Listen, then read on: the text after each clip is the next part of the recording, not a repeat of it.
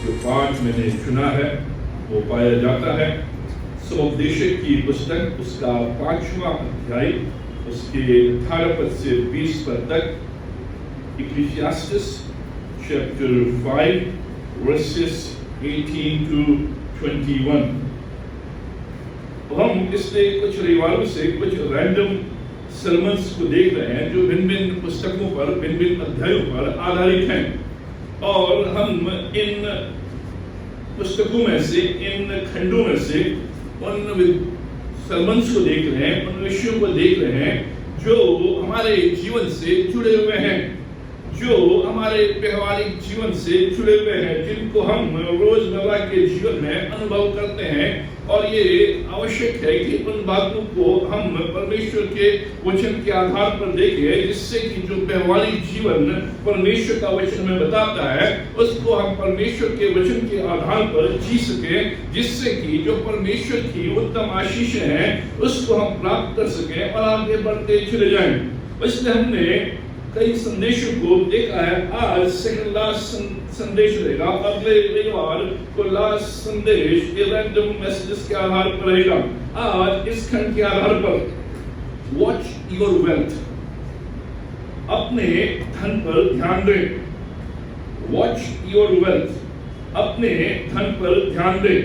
हमने पिछले 3 रविवारों को ये देखा था कि कैसे परमेश्वर का वचन कहता है वॉच योर वर्ड्स, अपनी बातचीत पर ध्यान दे, अपने शब्दों पर ध्यान दे, तेरे मुंह से जो वचन निकलते हैं उन पर ध्यान दे। उसके बाद हमने देखा था वॉच योर वॉक, अपने चाल चलन पर ध्यान दे, अपनी जीवन शैली पर ध्यान दे, किस प्रकार से तेरा चाल चलन है, क्या तेरी जीवन शैली है, उस पर ध्यान दे, जिससे कि परमेश्वर के समक्ष तू आनंद के साथ खड़ा रह सके। फिर हमने पिछले रविवार को देखा था वॉच योर वर्क, अपने कामों पर ध्यान दे। जो काम परमेश्वर ने तेरे हाथ में दिए हैं, जिन कामों को तूने अपने हाथों में लिया है, उन कामों पर ध्यान दे, परिश्रम कर और निरंतर आगे बढ़। आज हम देखेंगे वॉच योर वेल्थ, अपने धन पर ध्यान दे। अब धन जो बाइबल में है ये बहुत बार आया है, अधिकतर इसका वर्णन हमें मिलता है कि कैसे जो विश्वासी हैं, जो मसीह हैं, जो बाइबल पर ध्यान देते हैं, कैसे वो फाइनेंशियल मैनेजमेंट जिसे कहते हैं बिब्लिकल फाइनेंशियल मैनेजमेंट, कैसे जो धन है जो परमेश्वर ने दिया है उस धन को हम कैसे लें, उस पर हम ध्यान कैसे दें, वॉच करें, क्योंकि जो धन परमेश्वर ने दिया है वो परमेश्वर की ओर से मिला है।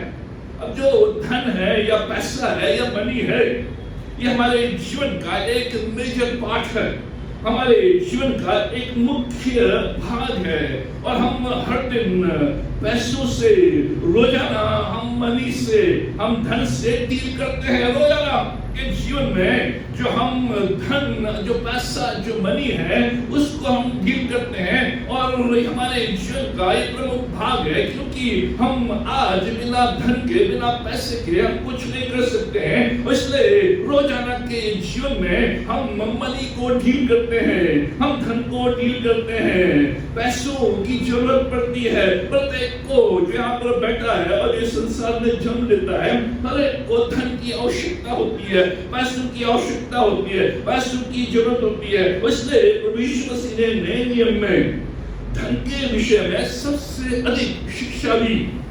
जो भी शिक्षा है उसने प्रार्थना के विषय में, उपवास के विषय में, बाइबल पढ़ने के विषय में, उन सबसे अधिक जो शिक्षा प्रभु यीशु मसीह ने दी वो धन के ऊपर दी, वो वेल्थ के ऊपर दी, वो मनी के ऊपर दी, कि कैसे जो विश्वासी हैं वो मनी को डील करें, धन को डील करें, कैसे उस पर उनका ध्यान, क्योंकि जो धन है वो मेरे जीवन को गवर्न करता है, जो धन है वो मेरे हाथों को गवर्न करता है, जो धन है वो मेरे सोच विचार को गवर्न करता है। अगर मैंने धन को ठीक स्थान पर नहीं रखा तो मैं धीरे धीरे परमेश्वर से दूर हो जाऊंगा।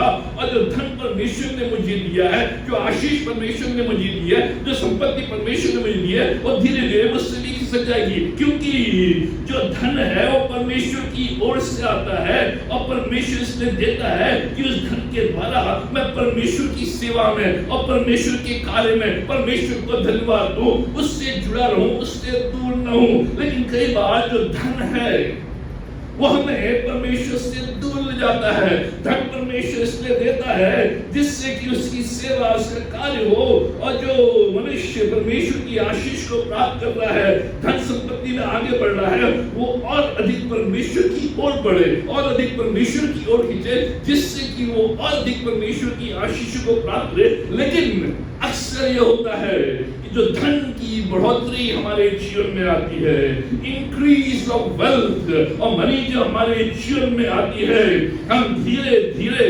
परमेश्वर से दूर होने लगते हैं, धीरे धीरे परमेश्वर की सेवा से दूर होने लगते हैं, धीरे धीरे परमेश्वर के भवन से दूर होने लगते हैं, धीरे धीरे परमेश्वर की आराधना से दूर होने लगते हैं, धीरे धीरे परमेश्वर के कार्यों से दूर होने लगते हैं। इसलिए परमेश्वर मसीह ने बार ये शिक्षा दी, इसलिए आज मैं आपके समक्ष रखूंगा।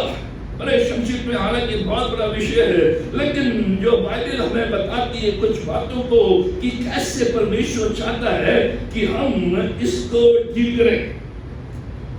अब प्रभु ये चाहता है कि हम प्रॉस्पर करें, ये चाहता है, ये परमेश्वर की इच्छा है। उसने जब उसने आदम हवा को बनाया, आरंभ में ही उसने कहा फूलों बनाओ, ये उसकी आशीष, और वो चाहता है कि उसकी जो संतान है वो फूले फूले, उसकी जो संतान है वो प्रॉस्पर करे, उसकी जो संतान है वो धनवान हो, उसकी जो संतान है वो आगे बढ़े। ये परमेश्वर की आरंभ से ही इच्छा रही है और आज भी ये इच्छा रहती है कि जो भी उसके अनुयायी हैं वो प्रॉस्पर करें, वो फूले फूले, क्योंकि धन अपने आप में बुरा नहीं है। जो धन है वो अच्छा है, क्योंकि परमेश्वर ने ये धन हमें दिया है। जो भी धन हमारे पास आता है, चाहे वो थोड़ी मात्रा में आता है, चाहे वो बड़ी मात्रा में आता है, चाहे वो सैलरी के रूप में आता है, चाहे वो बिजनेस के रूप में आता है, चाहे वो पॉकेट मनी के रूप में आता है, वो परमेश्वर के द्वारा दिया गया है, वो परमेश्वर की ओर से है। और जब परमेश्वर की ओर से है वो अच्छा है। इसलिए हमें ये समझना है कि हम कैसे उसको मैनेज करें। अगर जो धन, जो बढ़ोतरी, जो इंक्रीज, जो प्रॉस्पेरिटी परमेश्वर हमें देता है, और परमेश्वर देगा अपने लोगों को जो उस पर विश्वास करते हैं, जो उसके पीछे चलते हैं, क्योंकि परमेश्वर का वचन है और परमेश्वर अपने लोगों को हमेशा आगे रखता है। लेकिन अगर हम उसको ठीक से मैनेज ना करें, ठीक से उसका लेन देन न करें, ठीक से उसको डील न करें, तो ये धन हमें बर्बाद भी कर सकता है, ये धन हमें बर्बाद भी कर सकता है। इसलिए परमेश्वर मसीह देना है ये ज्ञान, ये शिक्षा कि परमेश्वर आशीष देगा। अब्राहम को आशीष दी, इसहाक को आशीष दी, याकूब को आशीष दी, जितने भी प्रभु के लोग हैं उनको आशीष दी। लेकिन जिन्होंने धन को ठीक से मैनेज किया, प्रभु ने उनको और आगे बढ़ाया। लेकिन जिन्होंने धन को ठीक से मैनेज नहीं किया, वो डिस्ट्रॉय हो गए, डिजास्टर।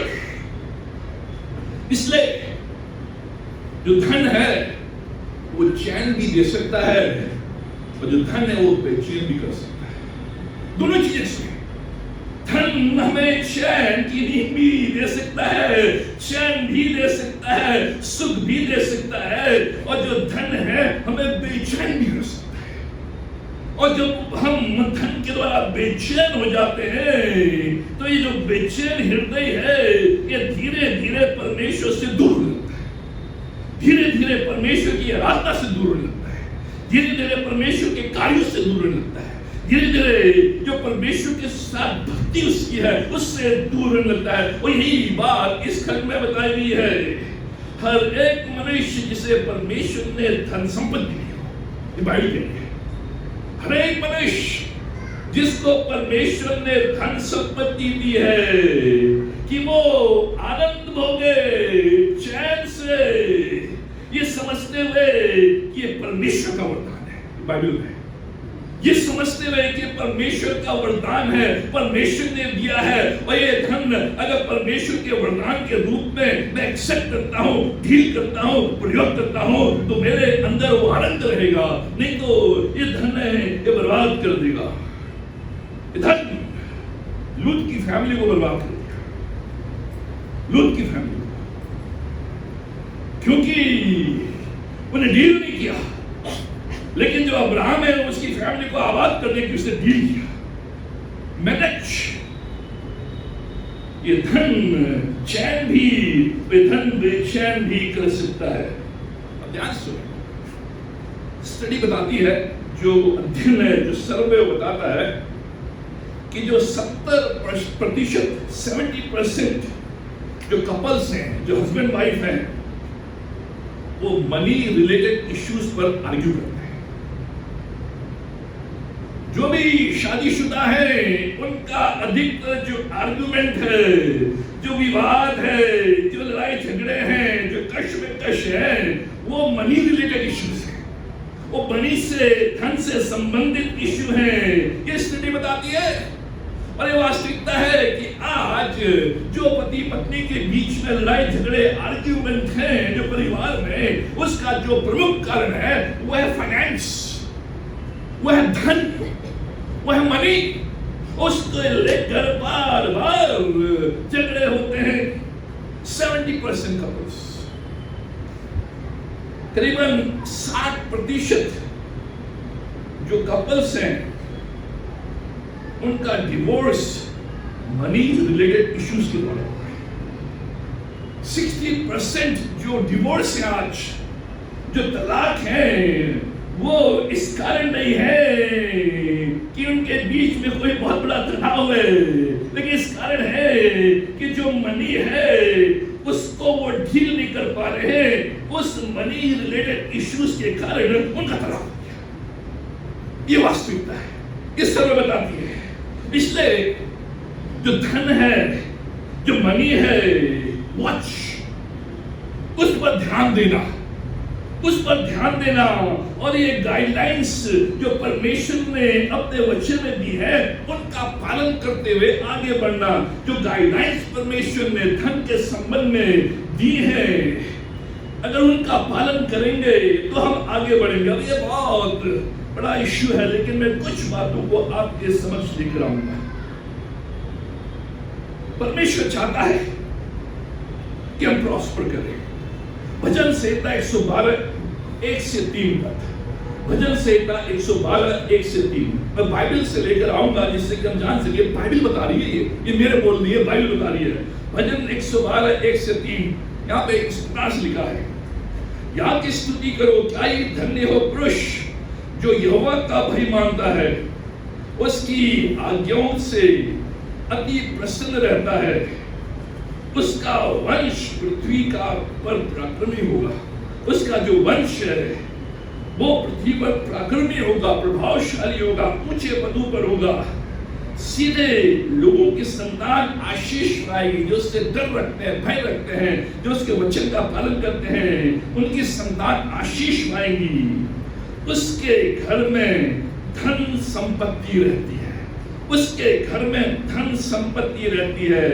उसका वंश, उसका धर्म सदा बना रहता है। अब परमेश्वर का वचन कह रहा है कि परमेश्वर स्वयं चाहता है कि जो उसके लोग हैं उनके घर में धन रहे, उनके घर में संपत्ति रहे, उनके घर में आशीष रहे, उनका जो वंश है वो प्रभावशाली रहे, उनकी जो संतान है वो ऊंचाई में रहे। ये परमेश्वर चाहता है। आराम से अगर हम धन संपत्ति के वारिस नहीं हुए हैं, अगर नहीं है, तो ये परमेश्वर की गलती नहीं है, ये हमारी गलती है। क्योंकि हम परमेश्वर के वचन के अनुसार जो धन के विषय में शिक्षा दी गई है उसको हम नहीं समझ पा रहे हैं, नहीं पालन कर पा रहे हैं। इसलिए हमारे घर में धन नहीं है, हमारे घर में संपत्ति नहीं है, हमारी संतान आशीषित नहीं है, क्योंकि हम उसको नहीं समझ पाए। लेकिन परमेश्वर की जो आरंभ से इच्छा है वो ये है कि जो उसके ढलवैये हैं, जो उसके पीछे चलते हैं, जो उसके संतान हैं, वो आशीष, वो धन, वो संपत्ति, ये परमेश्वर चाहता है। परमेश्वर उनको आशीष देता है और आगे बढ़ाता है। उत्पत्ति 1 अध्याय उसका 28वां पद, उत्पत्ति 1 अध्याय 28वां पद। सबसे पहले जो प्रभु ने इस कपल को जो कहा होगा उनको आशीष दी। कौन? आदम हवा उनको आशीष दी और क्या कहा? बोलो, बी फ्रूटफुल। ये परमेश्वर की इच्छा, ये परमेश्वर चाहता है कि जो कपल्स हैं, जो परिवार है, जो परमेश्वर के पीछे चलते हैं, वो फूले फले, वो फ्रूटफुल हो, वो प्रॉस्पर हो, उनके घर में धन संपत्ति हो। ये परमेश्वर की इच्छा आरंभ से। इसलिए मत्ती उसके 25 अध्याय 19 से 21 पद में प्रभु यीशु मसीह वहां तोड़ों का वर्णन करता है। किसी को उसने 5 तोड़े दिए, किसी को उसने 2 दिए, किसी को उसने 1 दिए। उसने 5,000 दिए, 2,000 दिए और 1,000 दिए। तो जाओ कमाओ, इंक्रीज करो। और जिसको 5 दिए थे, जब स्वामी लौट कर आया तो उस 5 वाले को बुलाया। उसने क्या किया? उसने कहा, सर जो 5,000 आपने दिए थे, मैंने इसके 10,000 मांगे, इंक्रीज्ड, मैंने इसको डबल कर दिया है। और तो प्रभु क्या करा? धन्य विश्वासी दास, अब तू बहुत सी वस्तुओं के ऊपर मालिक रहेगा, मेरे आनंद में सहभागी हो। परमेश्वर चाहता है जो उसने मुझे दिया है उसको मैं इंक्रीज करूं, उसको मैं बढ़ाऊं, उसको मैं मल्टीप्लाई करूं, हाथ पे हाथ धर करता रहूं। लेकिन परमेश्वर चाह रहा है, इसलिए लास्ट संडे मैंने वर्क पर ध्यान दिया था कि अपने वर्क पर ध्यान दो। उस वर्क में तुम्हारे जो हाथ हैं वो कार्यशील रहे, परिश्रम रहे। जो तुम्हें दिया है उसको तुम अपने पूरे मन शक्ति से करोगे तो इंक्रीज। ये जो 5 है, इसने पूरे मन से उसने कार्य किया, उसने मेहनत की, उसने परिश्रम किया, उसने उसको इंक्रीज किया। God wants to increase you wealth. और जो आपका है उसको इंक्रीज करना चाहता है, लेकिन आपका काम। लेकिन जिसको 1,000 दिए थे, लौट गया। सर क्या किया आपने? मैंने तो छुपा दिए, मैंने रख दिए, क्योंकि सुबह सुबह उठने में थोड़ा तकलीफ आती थी। जब तक मैं उठता था तब तक बाजार बंद हो जाता था। उसके बाद फिर मेरे घर में ये समस्या, मेरे ये सर मैंने कुछ किया नहीं, मैंने ऐसे छोड़ दिया। क्या करना? क्या करना? क्या उसने लिखा है, जो उसको दिया था उससे ले लिया और उससे कहा इसको अंधकार में। जो परमेश्वर ने दिया है उसको इंक्रीज करना है, कि परमेश्वर चाहता है कि मैं उसको इंक्रीज करूं, मैं उसको बढ़ाऊं, मैं उसमें परमेश्वर की आशीष को लेके आऊं। परमेश्वर चाहता है कि हम अपने जो धन संपत्ति उसको इंक्रीज करें। यह परमेश्वर की इच्छा है, यह परमेश्वर की इच्छा है। अगर इंक्रीज नहीं है तो ये आपकी कमी है, आपका दोष है, आपकी कमी है, परमेश्वर की नहीं। क्योंकि हम परिश्रम नहीं कर रहे हैं, हम परमेश्वर के वचन अनुसार नहीं चल रहे हैं, परमेश्वर की जो गाइडलाइंस उसको नहीं ले रहे हैं। परमेश्वर नहीं चाहता है कि उसके लोग निर्धन रहे। ये बाइबल बात है, परमेश्वर नहीं चाहता है कि उसके लोग निर्धन रहे, उसके लोग पुअर रहे, उसके लोग गरीब रहे। अब हम 2 प्रकार की जो गॉस्पेल है उनको देखते हैं। एक तो गॉस्पेल ऑफ पॉवर्टी और दूसरा गॉस्पेल ऑफ प्रॉस्पेरिटी। एक तो है निर्धनता का सुसमाचार और दूसरा जो है वो बढ़ोतरी का। बहुत से लोग ये सोचते हैं, और इसको आज तो नहीं, आज से 20 साल पहले ये ठीक था कि अगर जो मसीह लोग हैं उनको गरीब होना है, जो मसीह सेवक है, पास्टर्स हैं, उनको गरीब होना है, जो मसीह विश्वासी हैं उनको नीचे रहना है। और ये लोगों के अंदर आ गया था, ये लोगों के अंदर। इसलिए जो क्रिश्चियंस थे, जो मसीह थे, उनके पास ज्यादा संसाधन नहीं थे। जो सेवक, जो पास्टर्स, उनके पास ज्यादा संसाधन नहीं।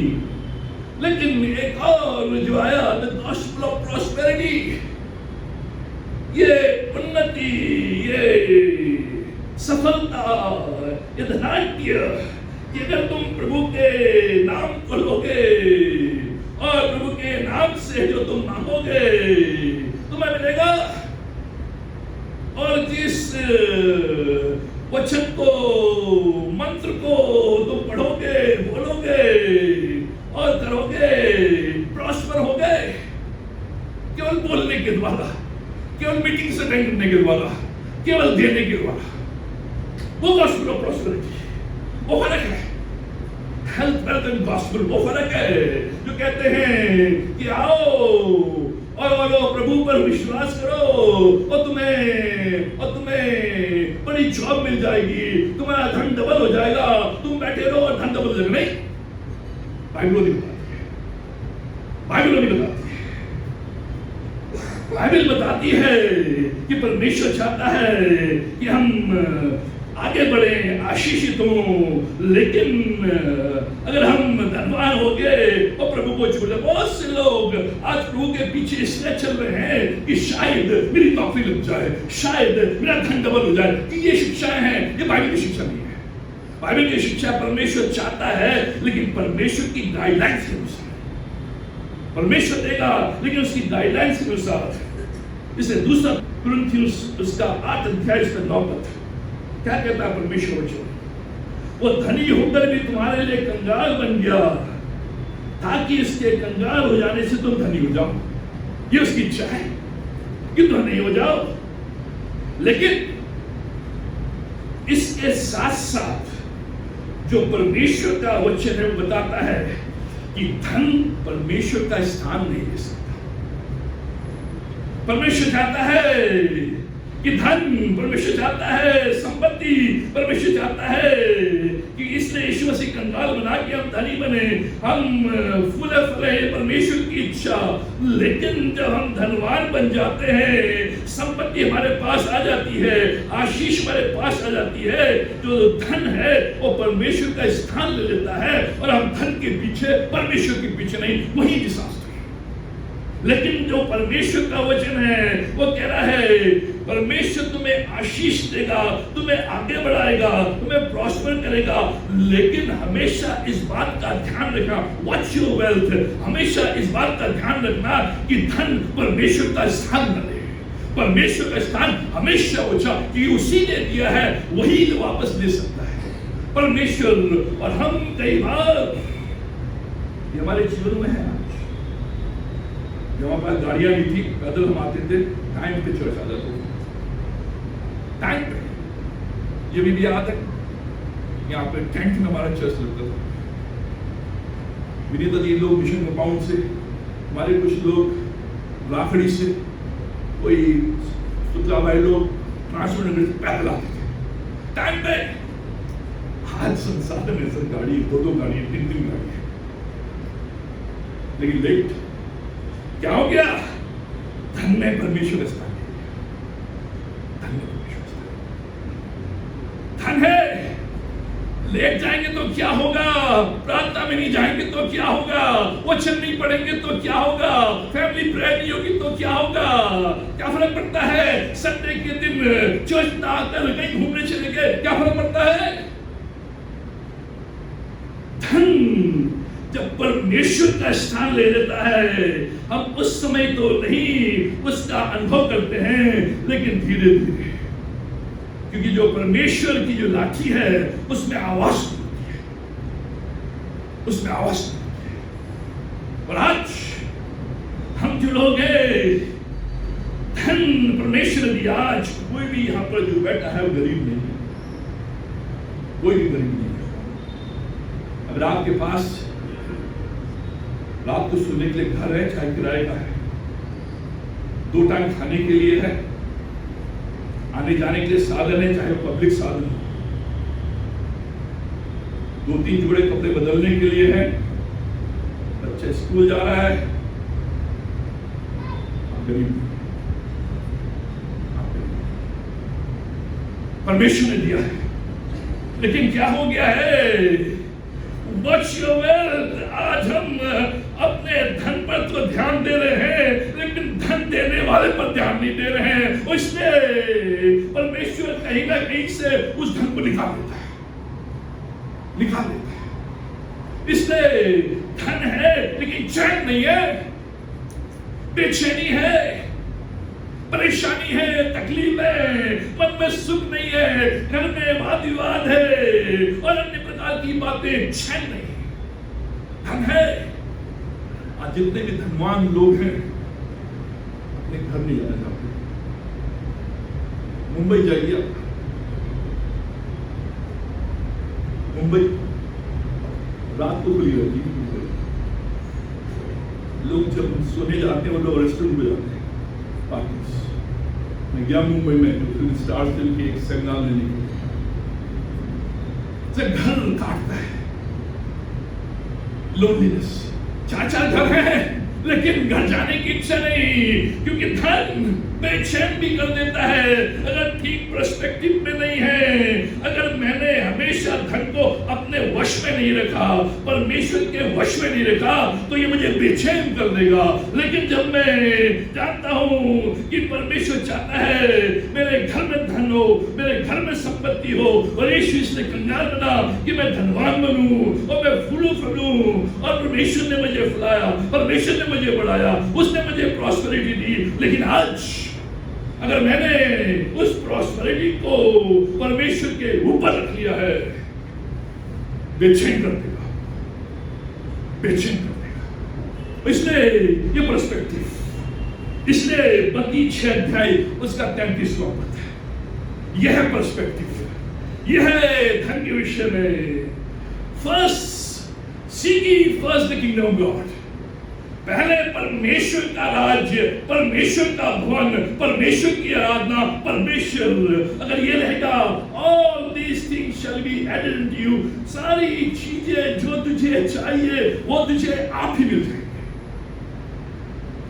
यह पर्सपेक्टिव परमेश्वर ने दे दिया, लेकिन अब परमेश्वर पहले नहीं लिखा। फर्स्ट, पहले परमेश्वर, धन नहीं परमेश्वर। धन परमेश्वर से हमें दूर भी कर सकता है। परमेश्वर देता है और उस देने को अगर हमने ठीक से मैनेज नहीं किया तो वो जो धन परमेश्वर ने मुझे दिया है, संपत्ति परमेश्वर ने मुझे दी है, वो मुझे परमेश्वर से दूर कर देगी, परमेश्वर के बातों से दूर कर देगी, परमेश्वर के कार्यों से, परमेश्वर के आराधना से, परमेश्वर के संडे आराधना से। आज ये हमारे लिए है कि मेरा ध्यान कहाँ है, किस पर मेरा ध्यान? यह है बिब्लिकल फाइनेंशियल मैनेजमेंट। और इस खंड के आधार पर कुछ बातें कैसे मुझे मैनेज करना है, कैसे मुझे डील करना है, परमेश्वर चाहता है। लेकिन उसके साथ साथ कैसे परमेश्वर मेरे घर में धन, मेरे घर में संपत्ति, मेरे बच्चों में आशीष, मेरे कार्यों में आशीष, मेरे जीवन में आशीष, कैसे परमेश्वर तो हमेशा ऊपर और धन नीचे। पहली बात, गॉड इज द सोर्स। ये रिकॉग्नाइज करना है, एक्नॉलेज करना है कि देने वाला परमेश्वर है, वही सोर्स है, सोर्स ऑफ ऑल रिचेस।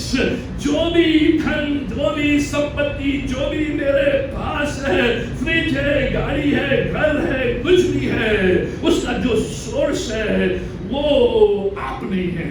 उसका जो सोर्स है आपकी मेहनत नहीं है, उसका जो सोर्स है वो परमेश्वर है।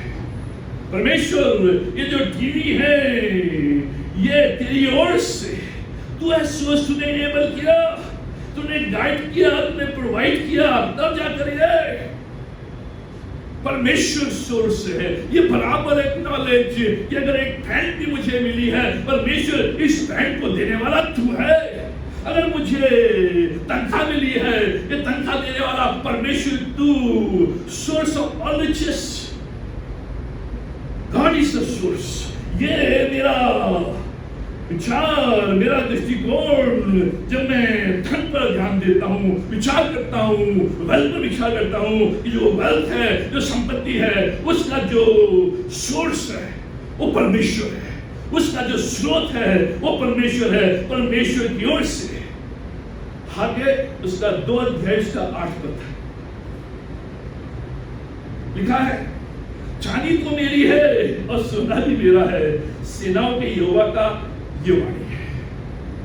क्या कह रहा परमेश्वर? ये जो सोना है ये भी मेरा है, ये जो चांदी है ये भी मेरी है, ये मैंने तुम्हें लोन के रूप में दिया है, ये तुम्हारा नहीं है, ये मैंने दिया है, सब कुछ मेरा है। जो तुम्हारे पास आया है ये मेरी ओर से आया है, क्योंकि मैं ओनर हूँ। सोने का भी मैं ओनर हूँ, सोने की खानों का भी मैं ओनर हूँ, मैं जो चांदी है उसका भी ओनर हूँ, जो तनख्वाह जो रुपये मिलते हैं उसका भी मैं ओनर हूँ, जो रिजर्व बैंक ऑफ इंडिया है उसका भी मैं ओनर हूँ। मेरी है, यहोवा की वाणी है, मेरी वाणी नहीं है, यहोवा की वाणी है, ये मेरा है। He is the source। लेकिन जब मैं धीरे धीरे धनाढ्य होने लगता हूँ, प्रॉस्पर होने लगता हूँ, संपत्ति में इकट्ठा करने लगता हूँ, बैंक बैलेंस बढ़ने लगता है, मेरी लाइफस्टाइल बदलने लगती है, तो मैं कहता हूँ सोना भी मेरा है और चांदी भी मेरी है। वही सोचता हूँ, मैं सोर्स नहीं, परमेश्वर है सोर्स। परमेश्वर जो भी है ये तेरी ओर से आया है।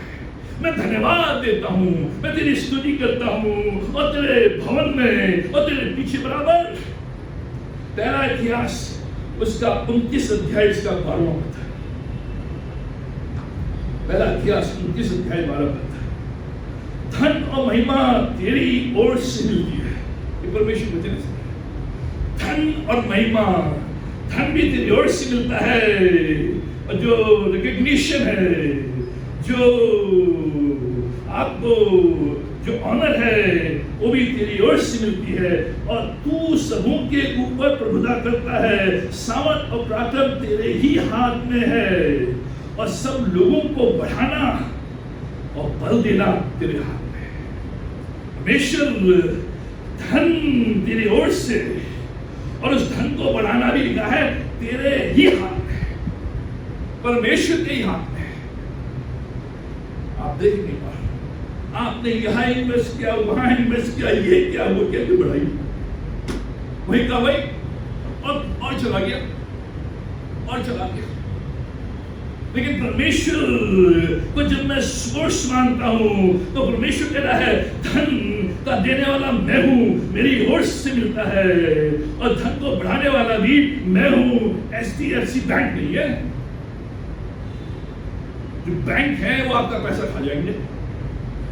आ जाता आपके मैसेज में, आज 14 रुपए कट गए, आज 15 रुपए कट गए, आज 16 रुपए कट गए, और ये कट गए। और कुछ बैंक तो यस बैंक तो पैसे लेकर भाग गया। कब सरकार कह दे 500 रुपए का नोट बंद, ये सब आज ये आ रहा है कि बैंक में अपना पैसा मत रखो।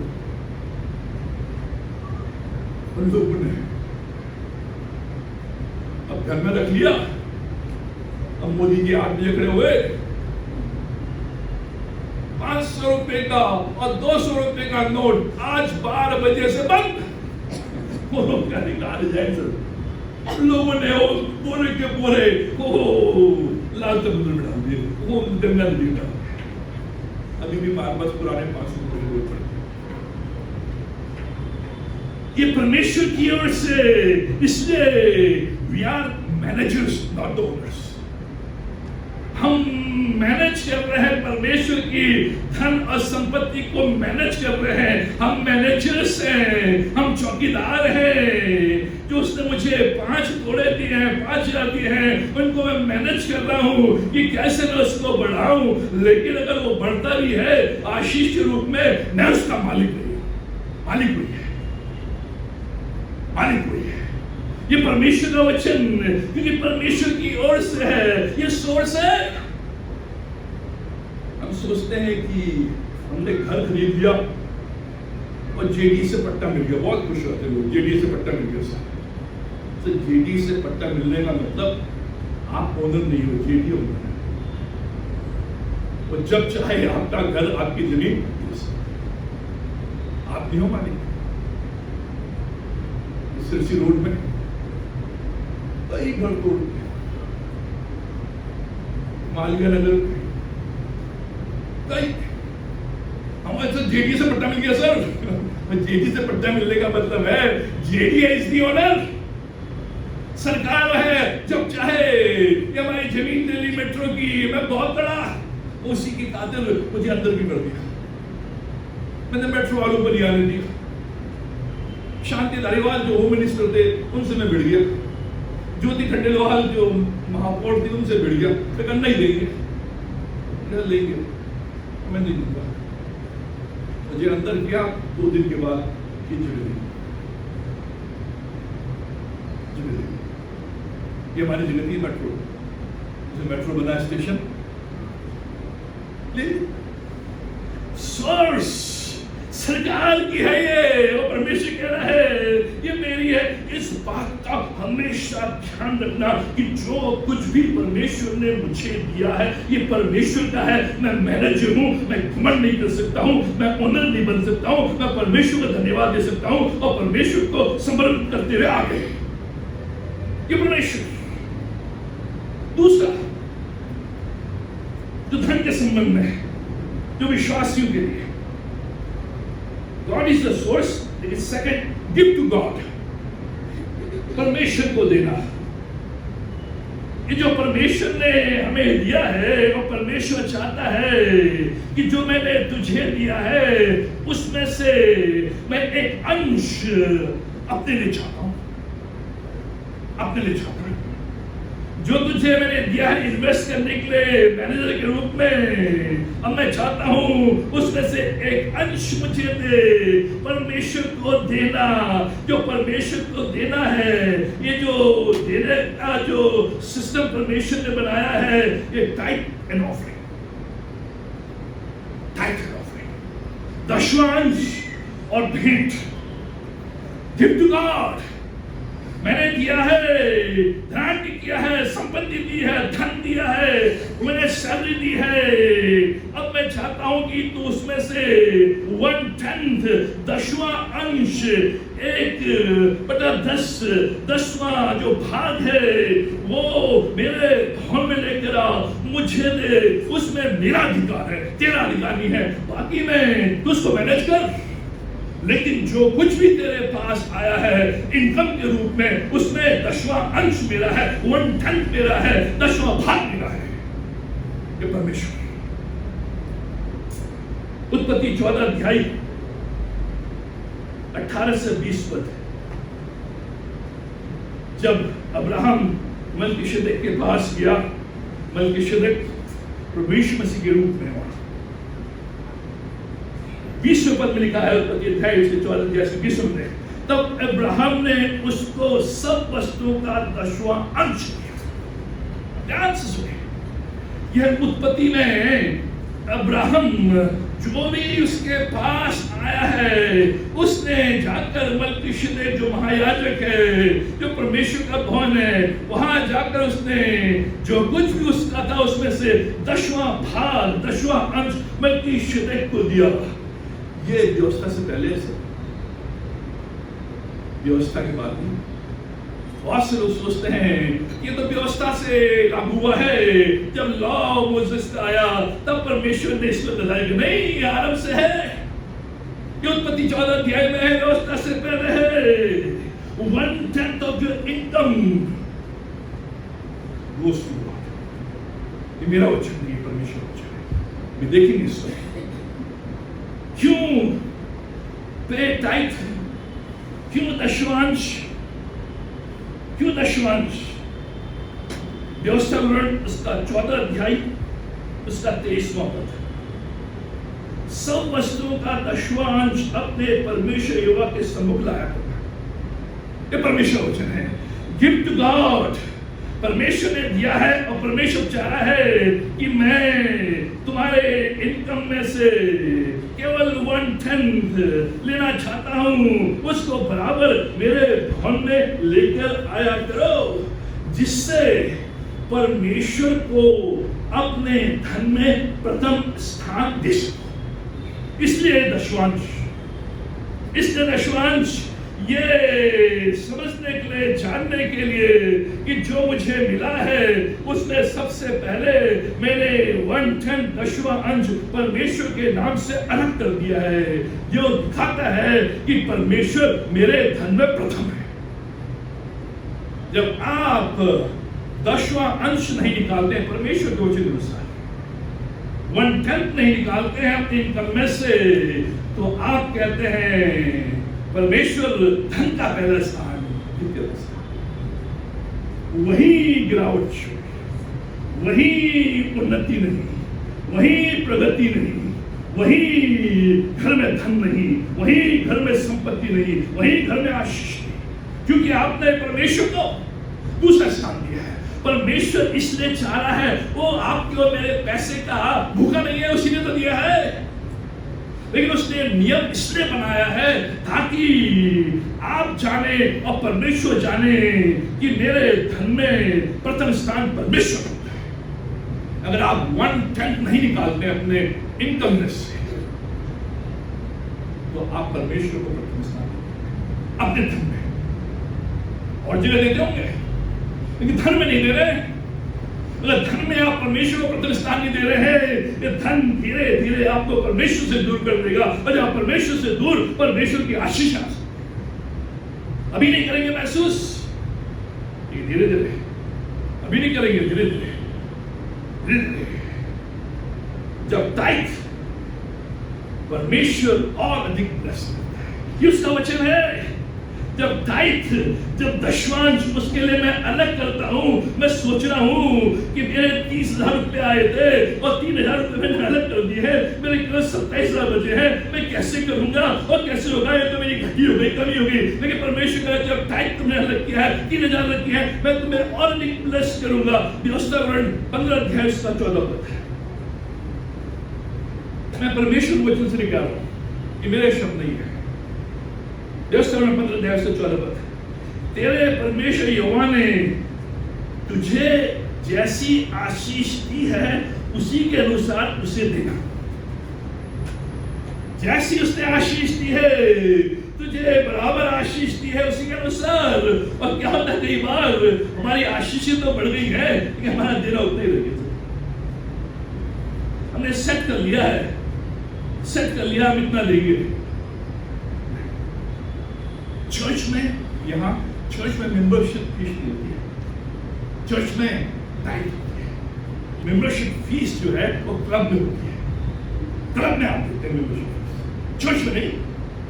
चर्च में टाइट है, और टाइट इसलिए है कि परमेश्वर जानना चाहता है कि जब तुझे ये 30,000 रुपए मिले, उस दिन तेरा जो विचार है वो कहाँ है?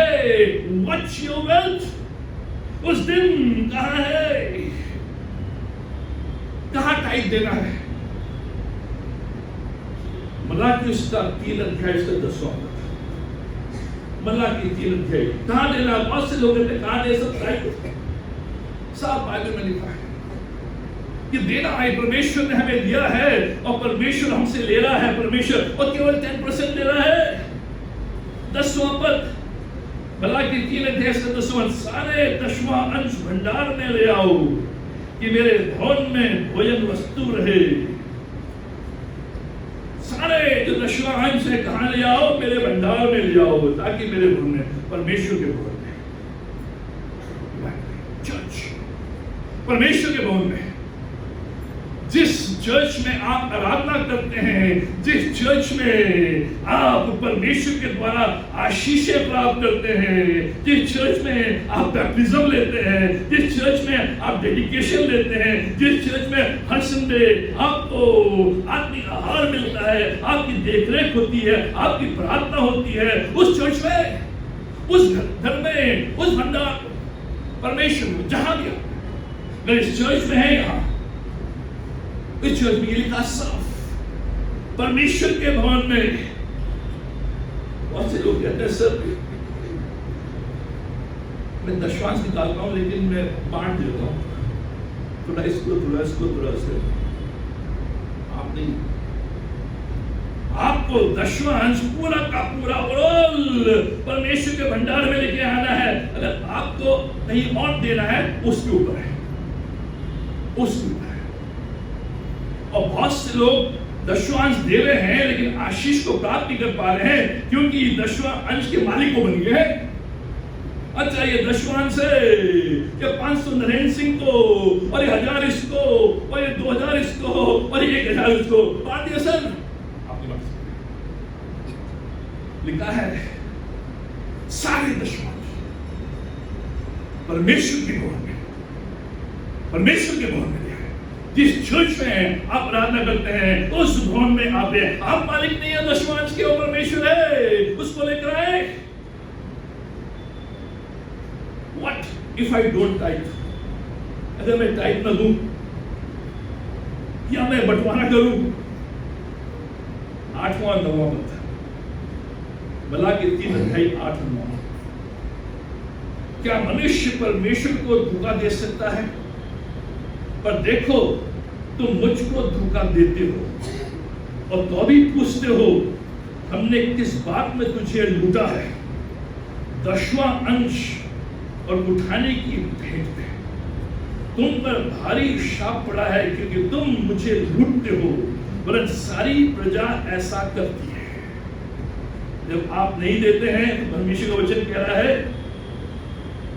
कि रॉबिंग नहीं, गलत थी, चोर हो तुम,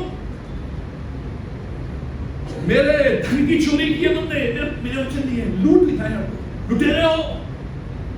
जब तुम दसवां अंश पूरा का पूरा मेरे भंडार में, मैं घर में लेकर नहीं आते हो, तो मैं तुमसे कहता तुम धोखा दे रहे हो, तुम चोरी कर रहे हो, तुम लुटेरे हो। किस बात में लिखा है दसवां अंश और उठाने की भेंट? 2 चीजें, एक तो है टाइथ, एक है ऑफरिंग। जो ऑफरिंग आप डालते हैं वो टाइथ नहीं है, जो ऑफरिंग आप डालते हैं वो टाइथ नहीं है, वो भेंट है। वो आप भेंट चला रहे हैं, संडे टू संडे, बर्थडे भेंट, एनिवर्सरी भेंट, थैंक्सगिविंग भेंट और आराधना के दिन वो भेंट, लेकिन टाइथ, और जो टाइथ है वो दसवां अंश है, और जो भेंट है वो उसके बाद है। बहुत से लोग तो भेंट भी नहीं चढ़ाते, भेंट नहीं, उसको फर्क नहीं पड़ता सर, उसको फर्क नहीं पड़ता। आप ही लोग करते हैं, आप ही लोग करते हैं कि बाइबल कह रही है तुम चोरी कर रहे हो, मेरे भवन से जो मेरा है मैंने तुम्हें दिया है, मैं केवल 10th मांग रहा हूं, 10% मांग रहा हूं, उसको भी तुम नहीं दे रहे हो। अगर ऐसा कर रहे हो तो तुम चोरी कर रहे हो, लिखा है, और श्राप तुम्हारे ऊपर आ गया। लास्ट संडे मैंने बोला था पोल्यूटेड हैंड्स, दूषित हाथ। इन हाथों में जो कार्य करने की क्षमता है वो चले गई, इन हाथों में जो आशीष देने की क्षमता है चली गई, इन हाथों में जिन कामों में हाथ लगाता हूं उसकी सफलता चली गई, क्योंकि दूषित हो गए हैं। कैसे दूषित हो गए हैं? क्योंकि मैंने 1/10 चोरी की, दसवां चोरी। इसलिए जिन कार्यों में मैं हाथ लगा रहा हूं वो कार्य हो नहीं रहे। इन हाथों के कार्यों में आशीष है ही नहीं। मैं कमा रहा हूं, मेहनत कर रहा हूं, दौड़ भाग कर रहा हूं, लेकिन दिखाने के लिए कुछ भी नहीं है, क्योंकि दूषित हो गए हाथ, दूषित, पोल्यूटेड हैंड्स। यही परमेश्वर वचन कह रहा है, जब तुम दसवां अंश इन हाथों से उठा लेते हो, उसे देते नहीं हो, परमेश्वर भवन में लिखने के आते हो, ये हाथ दूषित है, ये कष्ट हो गए, श्रापित लिखा है, श्रापित। इसलिए मेरे हाथों के कार्यों में आशीष नहीं, मेरी कमाई में आशीष नहीं। इसलिए लिखा है तो अपने जीवन की कमाई खाने नहीं पाएगा। क्यों नहीं खाने पाएगा? आपने कमाई की खूब, रिटायरमेंट बहुत बढ़िया, बहुत अच्छा, अब जब खाने का समय आया तो डॉक्टर कह रहा है तेल मत खाना, चीज मत खाना, मटन मत खाना, खीर मत खाना, पूरी मत खाना, चिकन मत खाना, क्यों दलिया खाना। अपने हाथों की कमाई दूषित हो गया, दूषित। ये परमेश्वर के वचन है, ये मेरे वचन नहीं है। ये तो बड़े लुटेरा लिखा है, लुटर्स, रॉबर्ट्स। इसलिए ये परमेश्वर, इसलिए जो ऑफरिंग है वो संडे सर्विस को, जो ऑफरिंग है वो बर्थडे ऑफरिंग्स है, जो ऑफरिंग है वो वेडिंग एनिवर्सरी ऑफरिंग्स है, जो ऑफरिंग है वो थैंक्सगिविंग ऑफरिंग है। लेकिन जो टाइथ है वो मेरे पूरे कठिन है, आसान नहीं है, क्योंकि मेरा विश्वास नहीं।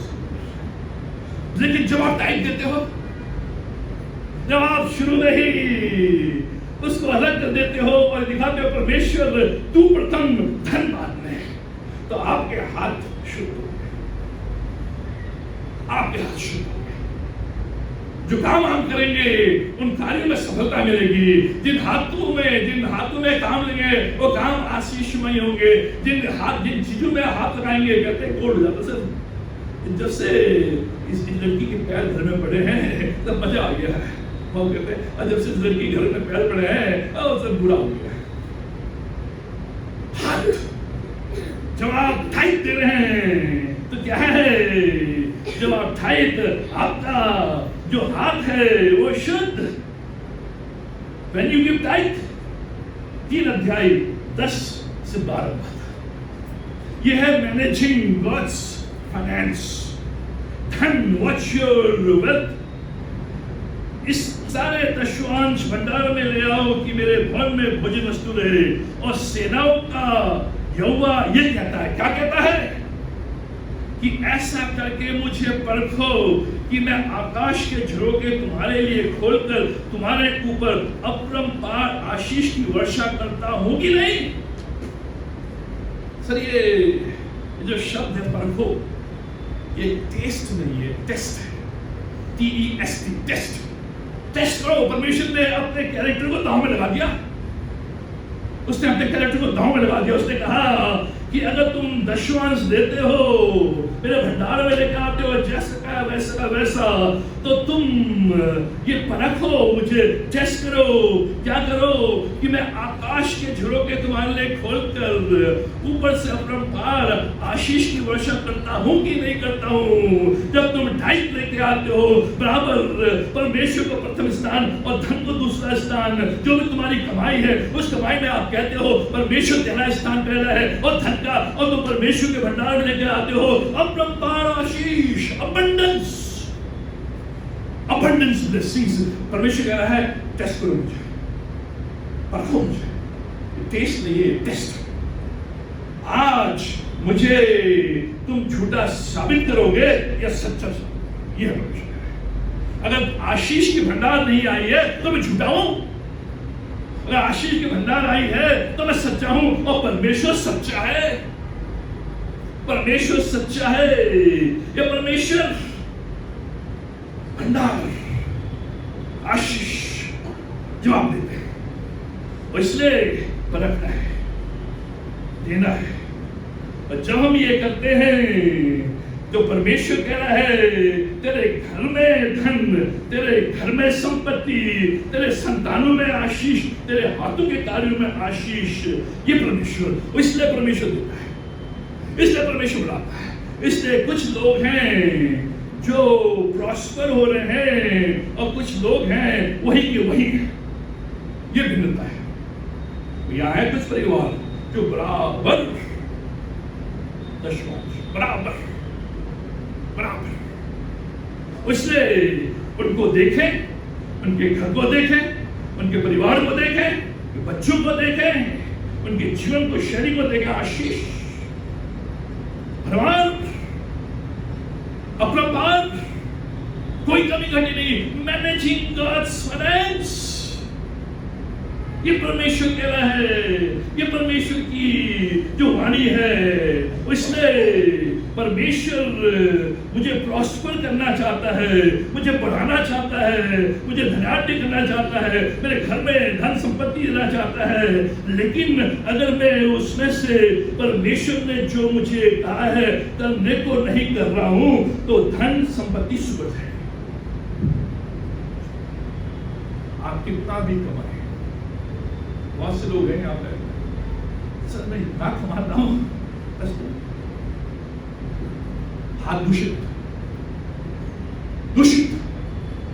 लेकिन आप जब आप देना परमेश्वर को करेंगे, वो परमेश्वर मंगलवार जब ट्यूसडे उसकी सुबह अगर आप यहाँ जाए पेट्रोल पंप या मंदिर है, पेट्रोल पंप बड़ी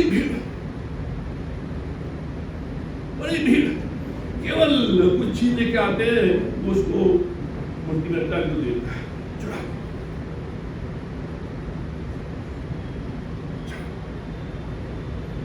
जो अन्य धर्म के लोग हैं वो देते हैं, जो सच्चे जी उठे यीशु मसीह के लोग हैं।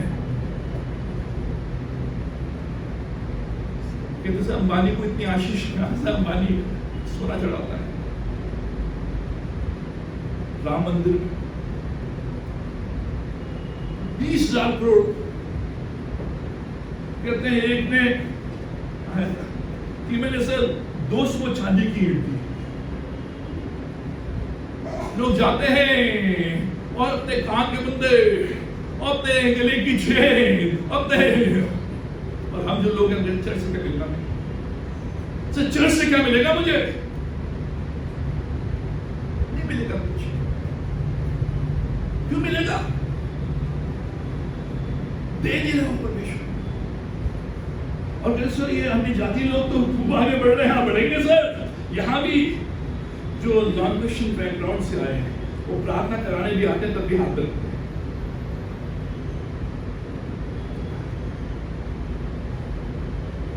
हम लोग घर का डेडिकेशन कराते हैं और गाड़ी का और ये कुछ नहीं चर्च में सर लड्डू है, कुछ नहीं, एक तो निकाल देते हैं, एक लड्डू उसमें बांट रहे। कहां से मिलेगा सर? कहां से मिलेगा? ये परमेश्वर का वचन, ये मेरा वचन नहीं, ये जितना आपके लिए उतना मेरे लिए। और जितनों ने इसको परखा है उन्हें कभी, इसलिए अमेरिका देश के जो मसीह विश्वासी है वो धनवान है, धनवान है, देते हैं।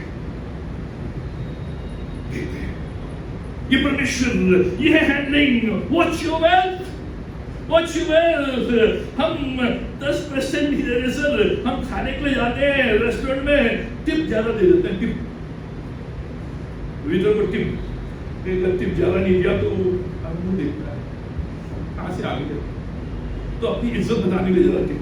लेकिन जब चर्च में आते हैं चिल्लर डाल देते हैं। ये वास्तविकता है, मैं इसलिए कह रहा हूं जिससे कि हम समझे और परमेश्वर के जो उस बड़े धन को जो हमें देना चाहता है और वो देना चाहता है, वो इसलिए तो कंगाल बना के हम धनी बने, लेकिन हम बनना ही चाहते हैं, हम बनना ही चाहते हैं। दूसरी बात, सेव मनी, बाइबल बताती है सेविंग इज पावरफुल। बचाना जरूरी है। आप परमेश्वर को दे रहे हो, बहुत जरूरी है, नंबर 1 है। और नंबर 2 जो है सेव। अगर आप 10% परमेश्वर के भवन में ला रहे हो तो 10% आप बैंक में, ये जमा, बचत, ये परमेश्वर का वचन आता है। नीति वचन 21 अध्याय उसका 20वां पद, सेव मनी, बचत करे। बुद्धिमान के घर में उत्तम धन और तेल पाए जाते हैं, परंतु मूर्ख उनको उड़ा लाता है। जो बुद्धिमान है, जो परमेश्वर के वचन को, धन को मैनेज करना जानता, उसकी गाइडेंस वो क्या करता है, उसके घर में उत्तम धन और तेल पाए, वो बचत करता है, वो बचाता है। लेकिन जो परमेश्वर के धन को ठीक से विनियोग नहीं करता, मैनेज नहीं करता है, उड़ा डालता सब। अरे सर खाओ पियो मौज करो, कल किसने देखा है? और जब अस्पताल में एडमिट होते हैं तो फोन करो, कैसा हेल्प करो। बचत भी जरूरी, उसी अनुपात में आप करें, जिस अनुपात में आप दे रहे हैं उसी अनुपात में आप बचत करें।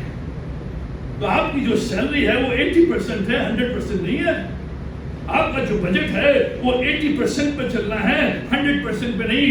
आपकी सैलरी अगर 30,000 है तो वास्तविक रूप में आपकी सैलरी जो है वो 24,000 है।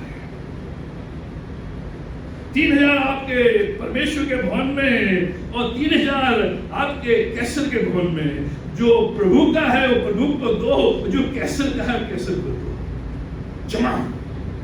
जमा करना जरूरी है। अगर आप जमा नहीं करेंगे, कल के दिन मेडिकल क्लैमिटीज आएंगी, बच्चों की फीस आएगी, बिजली का बिल, पानी का बिल और गोलगप्पे खाने का बिल और ये सारी चीजें कैसे? जरूरी बच्चे परमेश्वर वचन है। नीति वचन उसका 13 अध्याय से 11 पद। निर्धन के पास माल नहीं रहता, बड़ा अच्छा माल नहीं, निर्धन के पास माल नहीं रहता, परंतु जो परिश्रम से बटोरता है उसकी बढ़ती होती है। क्या है? जो परिश्रम से बचाता है उसकी बढ़ती बचाए, बच्चों भी बचाए, बच्चों आने वाली पीढ़ी के बचत से बढ़े। चौथी बात, कीप आउट ऑफ डेट, ऋण से मुक्ति। कैसे आपको मैनेज करना है परमेश्वर का जो धन है, व्हाट्स योर वेल्थ, ऋण से मुक्ति। कीप आउट ऑफ डेट, जो भी ऋण है उससे आप मुक्त हो। नीति वचन 22 अध्याय उसका 7वां पद। धनी निर्धन लोगों पर प्रभुता करता है और उधार लेने वाला उधार देने वाले का नाश करता है। ये परमेश्वर वचन है। जो उधार लेने वाला है वो उधार देने वाले का दास लगता है। जो ऋण ले रहा है, जो लोन ले रहा है, जो उधार ले रहा है वो दास ऋण कई बार लेना पड़ता है, जरूरी भी है, लेना पड़ता है, लेकिन उससे मुक्ति। आज हम अपने घर में धन संपत्ति नहीं रख पाते हैं, आगे नहीं बढ़ पाते हैं क्योंकि हम ऋण के बोझ से दबे हुए हैं। कार का लोन, फ्रिज का लोन, घर का लोन, स्कूल का लोन, कॉलेज का लोन, ये लोन, वो लोन और लोन से। आज जो गाड़ी आप चलाते हैं लोन में है सर, जिस घर में आप हैं वो भी लोन में है सर। जो टीवी आप देख रहे हैं तो खुश हो रहे हैं, अरे मजा आ रहा है, जंतर मंतर आप लोग देख रहे हैं, इबादत नहीं, ये भी लोन में है। फ्रिज ठंडा पानी निकाली मैंने,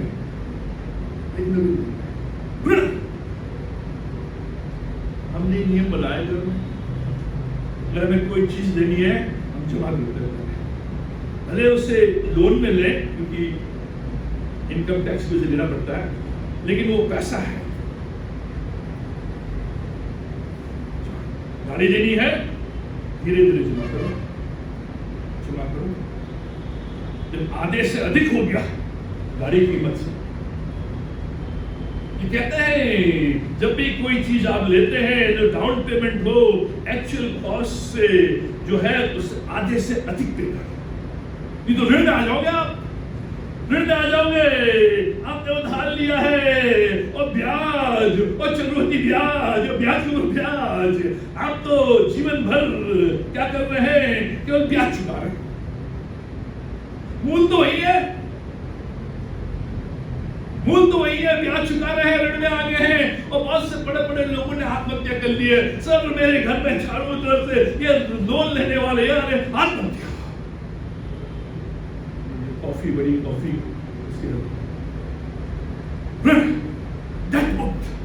जो धन है आप ऐसे इस्तेमाल करें कि आपके ऊपर कर्ज नहीं, कर्ज नहीं। जितनी चादर उतनी पैर। हमारे बुजुर्ग कहते थे, आज चादर तो छोटी है और पैर लंबे लंबे बने हैं।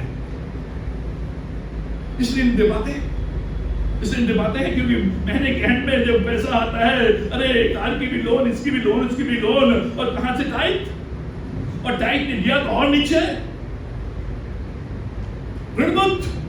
आज आप ऋण से जूझ रहे हैं, उससे मुक्त हो, जितनी जल्दी हो, धीरे धीरे दे उसे।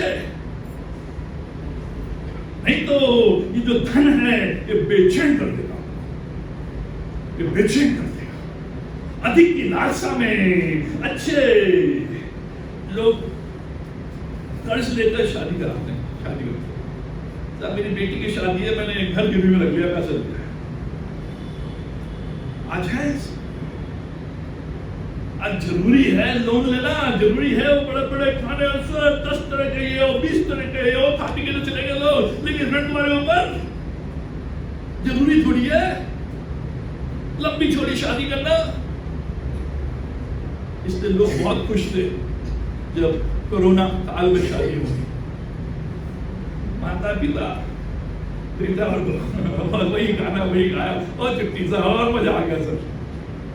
कोई खर्चा नहीं, ऋण हम लेते हैं उधार।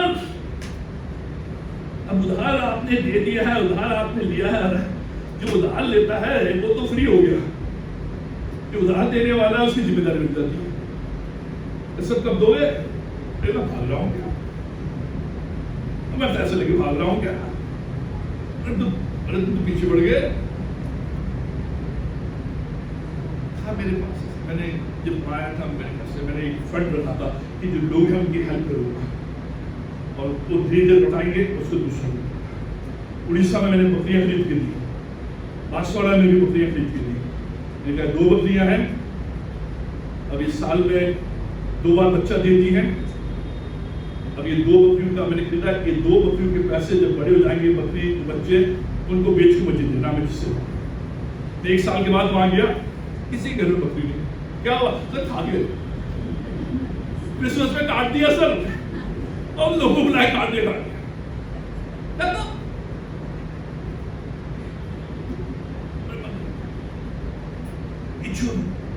उधार लेने की जो है उससे दूर है, नहीं है, इसमें आशीष नहीं है। 5वें रंग की बात, इंटरेस्ट, ब्याज। ब्याज में देना, ब्याज में लेना। जो परमेश्वर का जो मैनेजमेंट सिद्धांत है, वॉच योर वेल्थ, ना तो ब्याज में पैसा ले ना ब्याज में पैसा दे। अगर आपने ब्याज में पैसा लिया है, उस ब्याज को, उस पैसे को आप चुका नहीं पाएंगे, और नहीं ब्याज में पैसा दे।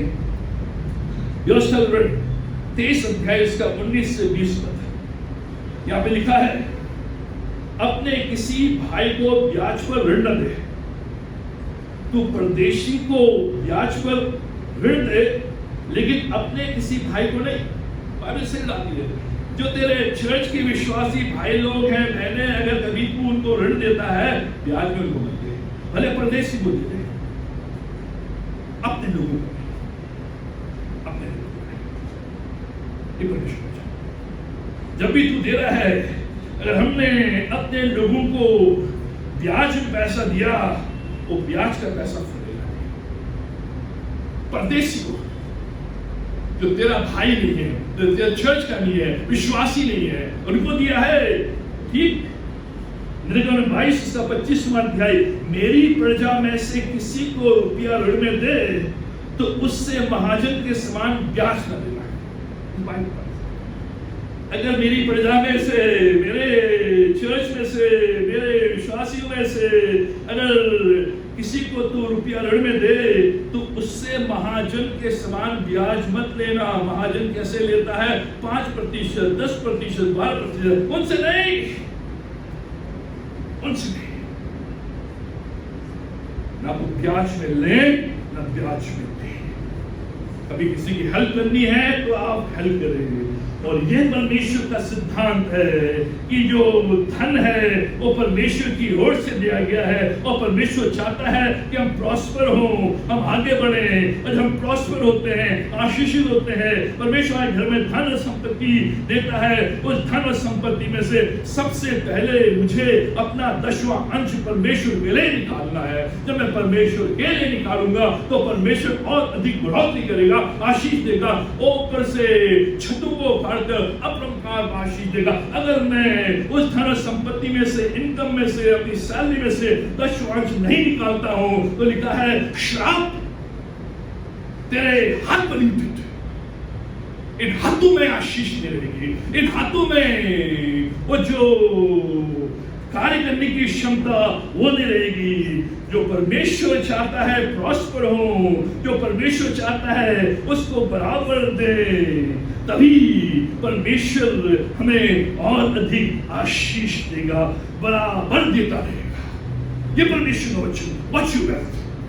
आज जो भी आपकी फिलॉसफी रही धन के विषय में, इनकम के विषय में, सैलरी के विषय में, परमेश्वर ने एक गाइडलाइंस की है। इन गाइडलाइंस के अनुसार अगर आप चलेंगे आशीषित होंगे, अगर नहीं चलेंगे तो आशीषित नहीं।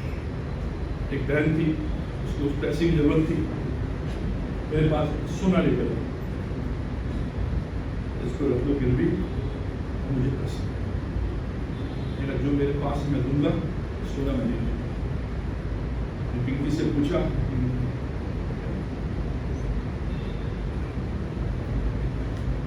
हाथ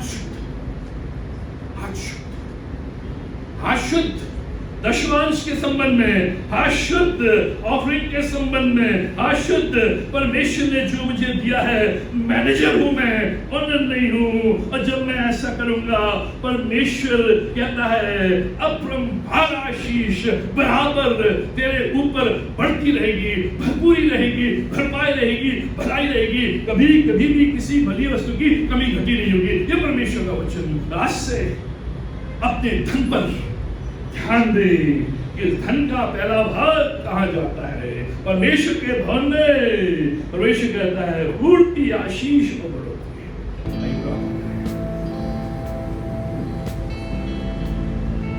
हमारे महान परमेश्वर शक्तिमान परमेश्वर का हम धन्यवाद देते हैं कि तमाम आशीष की रक्षा के लिए, भलाई के लिए, करुणा के लिए, दया के लिए हम धन्यवाद देते हैं परमेश्वर। आज जो कुछ भी हमारे पास है और जो कुछ भी हम हैं वो केवल और केवल तेरे अनुग्रह की वजह से, तेरे वरदान की वजह से, तेरी भलाई की वजह से, तेरी भरपूरी की वजह से, तेरी भरपाई की वजह से हम धन्यवाद देते हैं परमेश्वर। तूने हमें सक्षम बनाया कि हम परिश्रम कर सके, मेहनत कर सके।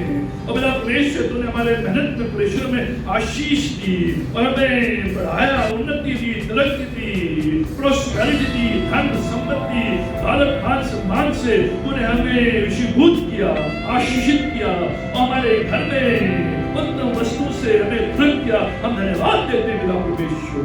लेकिन मेरा परमेश्वर अगर हमने उसमें से 1/10 तेरे धन में नहीं दिया है, तेरे वेदी में लेकर नहीं आए हैं, तेरे भंडार में लेकर नहीं आए हैं, परमेश्वर तुम्हारी